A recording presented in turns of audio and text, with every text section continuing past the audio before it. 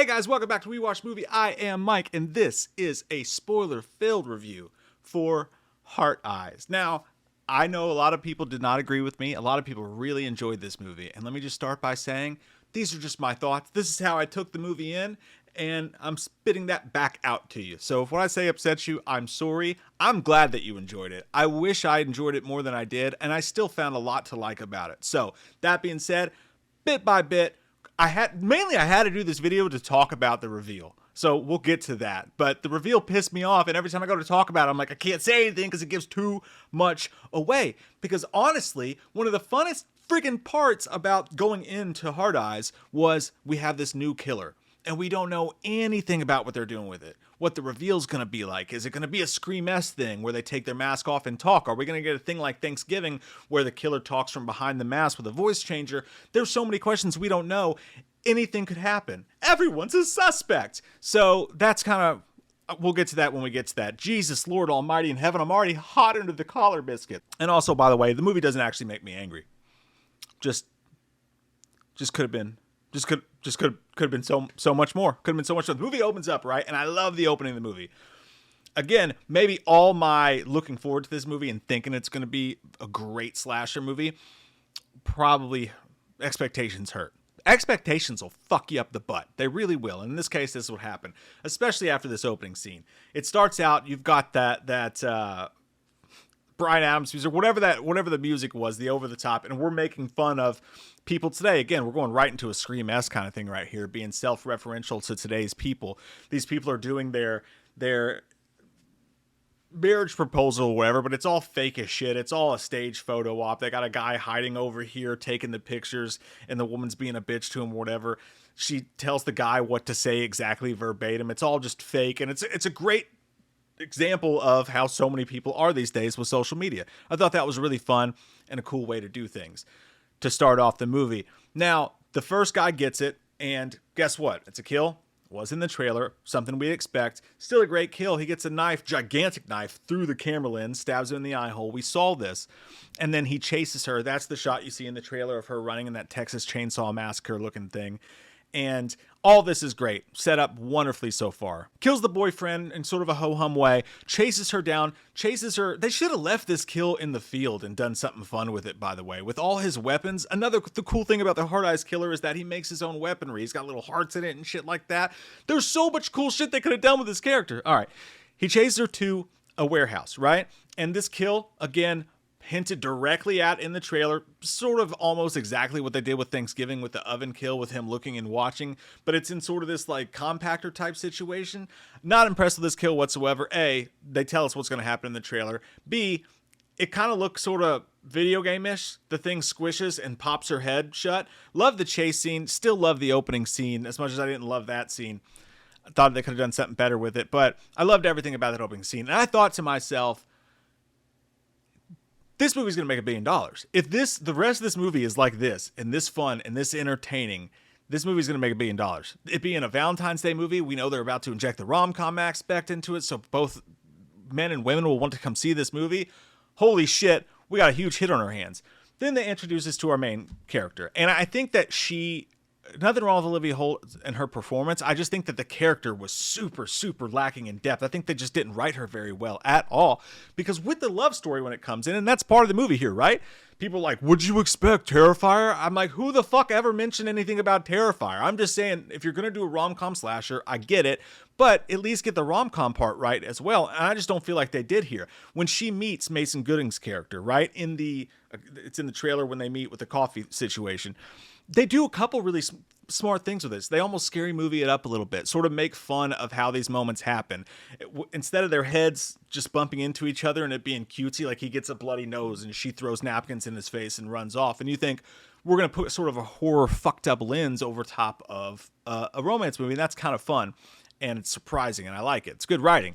And again, this is where I said in my original review about halfway through this movie, it feels like they had something going and then all of a sudden they fell in love with their comedy, and we're just kind of like, they were sitting down to write a Scream-esque horror movie at brunch, and then the girls just got wasted on mimosas, and we're like, fuck it.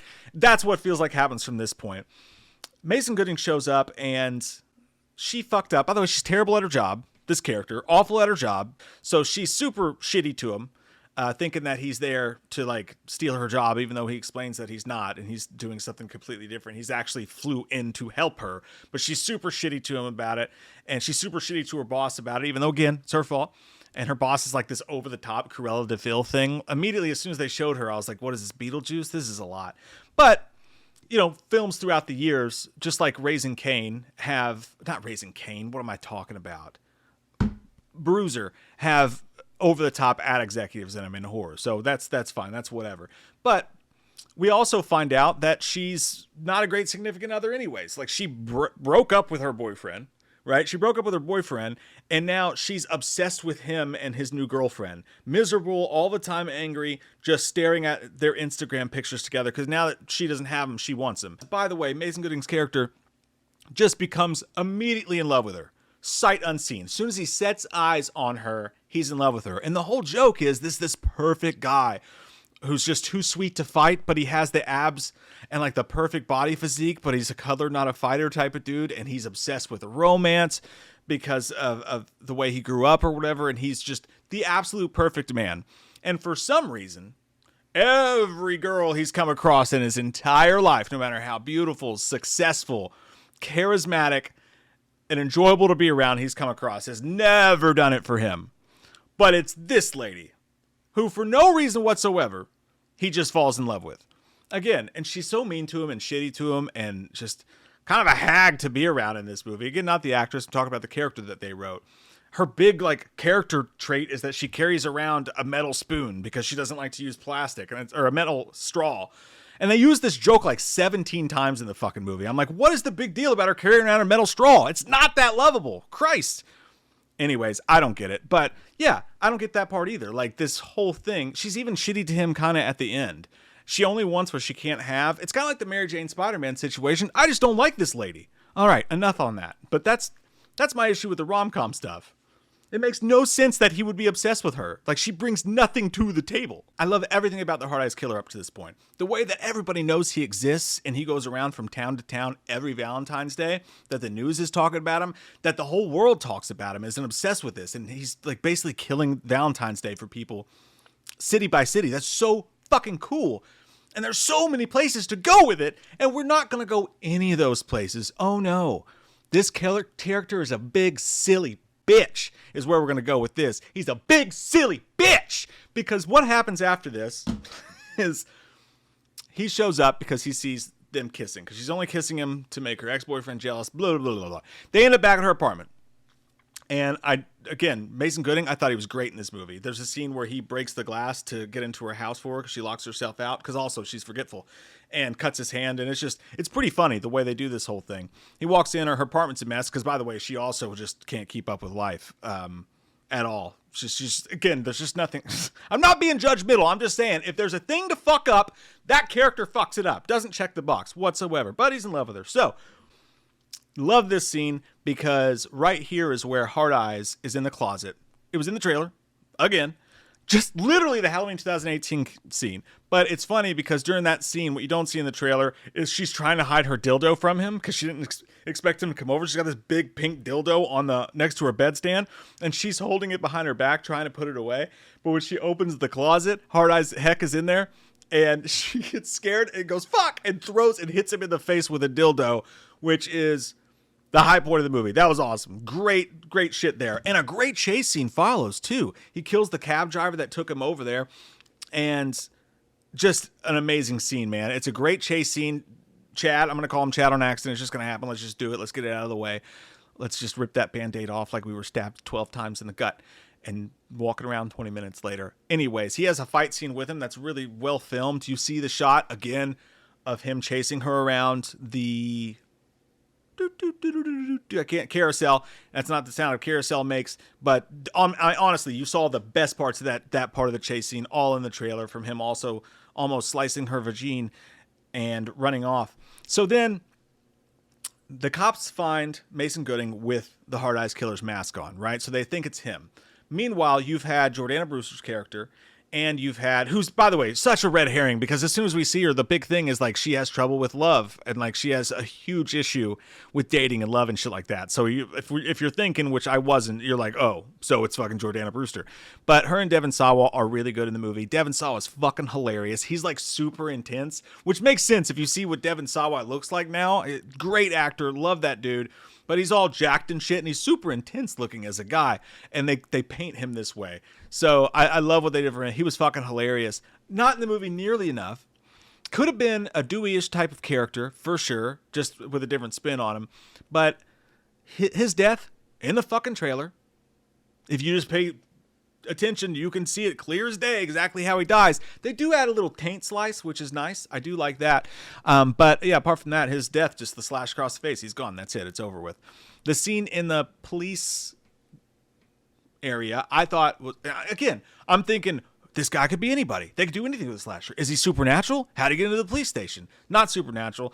Snuck in there, and that's fine. I'm just saying, what they did with it wasn't as cool as any of the stuff they could have done with it. He chases her around. She becomes super badass Joe Jackson Jr.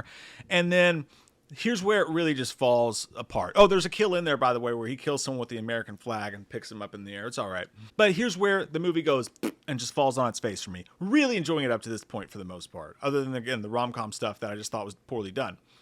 Really enjoy. I mean, and for God's sakes, I get that it's supposed to be a fun, loose, it's full of levity kind of comedic slasher, and I love those. I love that shit. But there's a motherfucking dressing room montage that goes on for like 10 goddamn minutes. I'm like, are we pushing it? A petit peu? Just a little bit too fucking much with this shit? Anyways, it wasn't even a good one. That's the thing. It was just your standard ass, oh, she's changing clothes. I don't like this one. That one's cool. Haha, that one's sort of silly. It didn't have any fucking point. Just, they go, and they lead the killer directly into the fucking drive-in. Hundreds of people. And the characters literally go, oh my God, we're leading him right into hundreds of people that he's going to slaughter. I wonder if this makes us bad people. You fucking think, like, I know it's supposed to be silly or whatever and self-irreverent and we're doing meta. That's dumb as fuck. Like, that makes you not like the characters. Like, no, but you are, though. Like, you're leading him directly into a crowd of people he's going to fucking murder. So, yeah, you all suck. And then you get the scene where they're hiding in the van, and these two people are fucking in the back. It just goes on for way too long. These two people having sex, and they're listening to them fuck. And it's kind of funny or whatever. But then we get the entire backstory of each of them sitting there talking to each other. Like, there's nothing scary about this killer anymore. Because as he's chasing them out of the police station, they fall on top of each other. And they're like cracking jokes to each other while he's like on their heels. And up to this point, Heck's been vicious as hell. He's been scary. He's been murderous as fuck. And pretty freaky idea, with the little eyes that come on. And they barely use that, by the way, at all. Could have been used a lot more, for sure. But still a cool looking effect. And I like the way Heck looks and the weapons and all that. But they just make a joke at him because they're cracking jokes at him when they're running away from him. And as he gets to the drive-in, it's a cool idea. It's an all right payoff. He just kind of walks around stabbing people because they're like, hey, is that fucking Heck right there? Oh, hey, is that Heck? And he's just like stabbing people. Again, it's kind of dumb that nobody would freak the fuck out or anything like that. But finally they do, and you get the kill, which would have been great here during the massacre of everyone, where he puts the tire iron in the guy's throat. And that entire Texas Chainsaw Massacre ripoff shot was cool, but it was in the trailer. By the way, there wasn't a Hellraiser movie. I just realized the other night. I can't remember which one it was, but there's a Hellraiser movie where they do that shot too. So 2003 Texas Chainsaw Massacre wasn't the first one to do that. Anyways, the next thing is where it just completely falls off the rails. They get away from Heck, and she stops him. And out of fucking nowhere does the Nightmare on Elm Street, if we don't believe in him, he can't stop us. Not that exactly, but she does this. If we run now, we're always going to be running. It's time for this to end. Do it with me. And you're like, what? This has nothing to do with this character or the storyline or whatever. It's so fucking stupid for you two to go back and we're the ones that have to take him on. We had no training. He admits he can't fight or anything. Holy balls. That was dumb. That was just poor fucking writing, guys. That was poor fucking dumbass writing. That's what that was. There's no way around it, Jim. I know someone's going right now, geez, can't you just have fun with the movie? It's simple fucking writing. You could have written something better. That's all I'm saying. You don't have to make it dumb. They could have made that easily better. Anyway, they go back. There's a fight scene. They kill Heck, like just fucking at it, just easily. They kill him. The scene was funny, though, because she's afraid of blood. And when Chad kills him, she gets blood in her mouth. And then she starts throwing up everywhere, all over Heck's dead body, which was a funny scene. I will give it that. That one had me cracking up. And then we go to the reveal. Afterwards, he hits on her again, even though they basically already admitted to each other that they like each other and they want to date. He hits on her again, and she goes, no, I changed my mind, basically, and just goes the fuck home. And it's like, huh? Fuck. But then she's jealous because Jordana Brewster's hitting on him. It's like, of course you are. God damn it, you're the fucking worst. I don't want you unless someone else wants you, and then I fucking want you. So she goes home. She's crying to her friend. They do the airport thing where she chases him down at the airport. And only when she gets there, she gets a phone call. It's Heck, and now we're ripping off a lot of things.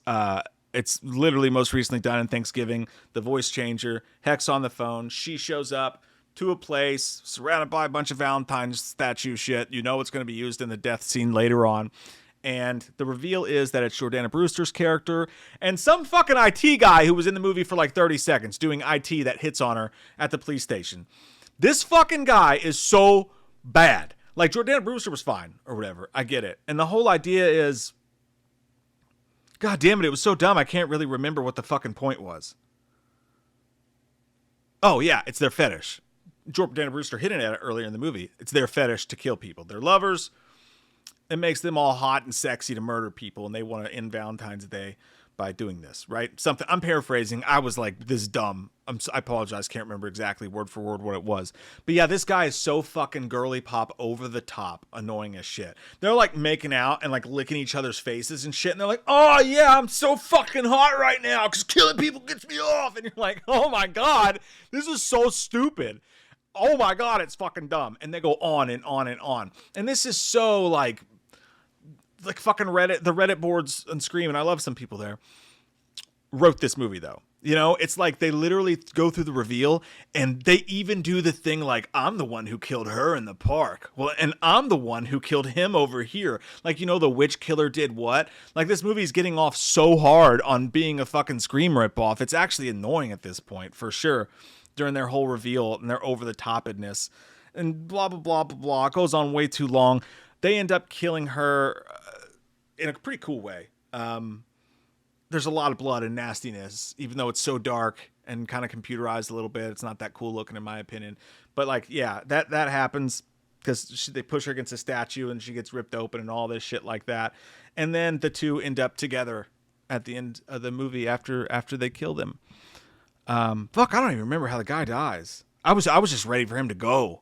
He was, dude, seriously, you guys. He was, I wish I could explain how shitty he was. This is one of the worst killer reveals I've ever seen in my fucking life. And by the way, the guy that they killed back at the thing was the third person. There was a third person. We never find out anything about that person at all.